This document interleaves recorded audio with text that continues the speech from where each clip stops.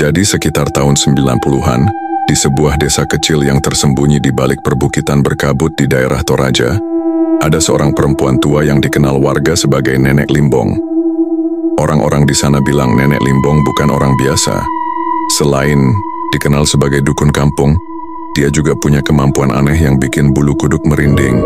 Katanya, Nenek Limbong bisa manggil arwah orang mati lewat media boneka kayu. Tapi bukan sembarang boneka kayu, gengs.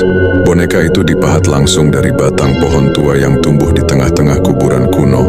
Pohon yang katanya udah ada sejak zaman leluhur pertama mereka tinggal di situ. Gak ada yang berani tebang pohon itu, kecuali Nenek Limbong sendiri. Boneka yang dibuat Nenek Limbong ukurannya kira-kira segede anak balita umur 2 tahun. Badannya kaku, warna kayunya udah kusam kecoklatan.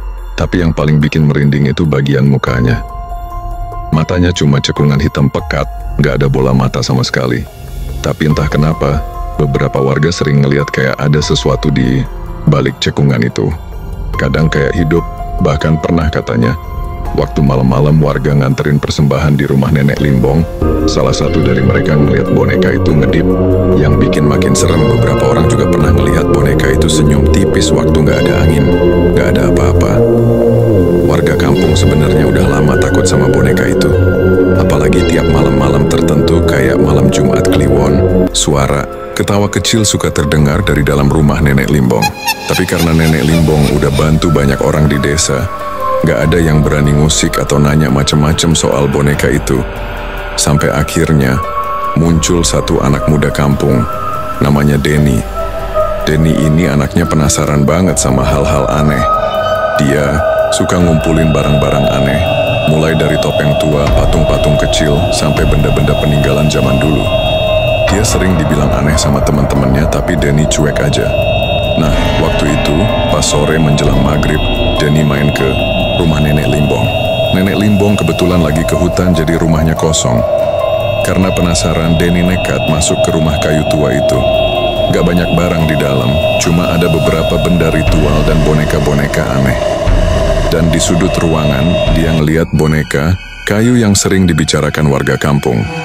Entah apa yang ada di pikiran Denny waktu itu. Dia ngambil boneka itu dan bawa pulang ke rumah. Katanya buat koleksi, biar katanya beda dari yang lain. Denny taruh boneka itu di kamarnya, tepat di atas lemari kayu dekat jendela. Sejak malam itu, hal-hal aneh mulai kejadian di rumah Denny.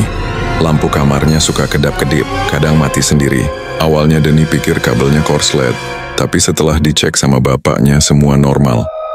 Hal yang paling aneh, tiap sekitar jam 2 pagi, Denny sering kecium bau anyir, bau amis kayak darah. Awalnya Denny mikir cuma perasaannya aja, tapi bau itu makin lama makin menyengat kayak ada sesuatu yang busuk di kamarnya. Dan yang bikin Denny makin gak bisa tidur, tiap bangun tengah malam, posisi boneka itu selalu berubah. Kadang udah gak ada di atas lemari, tapi ada di pojokan kamar, ngadep ke arah tempat tidur Denny.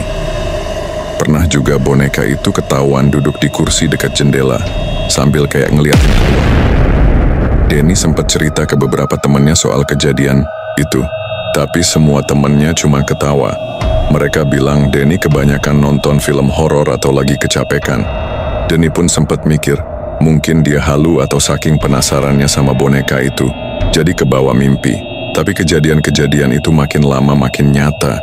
Setiap malam suara-suara aneh mulai kedengeran, kayak suara ketukan pelan di dinding, suara bisikan kecil di telinga waktu Denny hampir ketiduran. Puncaknya, suatu malam, pas Denny lagi tidur, dia kebangun gara-gara ngerasa kayak ada sesuatu yang berdiri dekat kasurnya. Badannya berat, susah gerak, dan mata susah kebuka. Tapi waktu dia maksa buka mata, samar-samar dia lihat boneka itu udah duduk di ujung kasur. Badannya diam, tapi matanya kayak ada yang gerak. Cekungan matanya kayak ngeluarin kilatan merah tipis. Dan entah gimana Denny ngelihat bibir kayunya sedikit terbuka. Kayak mau ngomong sesuatu. Tapi belum sempet Denny teriak, tiba-tiba semuanya gelap.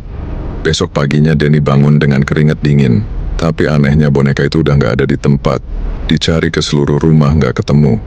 Tapi yang bikin Denny tambah merinding, di lantai kamarnya ada jejak kecil bekas kaki basah, kayak jejak kaki anak kecil.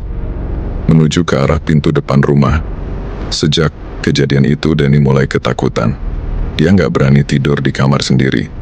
Tapi kejadian aneh belum berhenti. Malam-malam, suara ketawa kecil masih suka kedengeran dari belakang rumah. Denny makin yakin kalau dia udah ngusik sesuatu yang nggak seharusnya dia pegang. Tapi waktu dia cerita lagi ke teman-temannya, mereka tetap aja nganggap Denny halu sampai akhirnya kejadian yang lebih serem pun datang.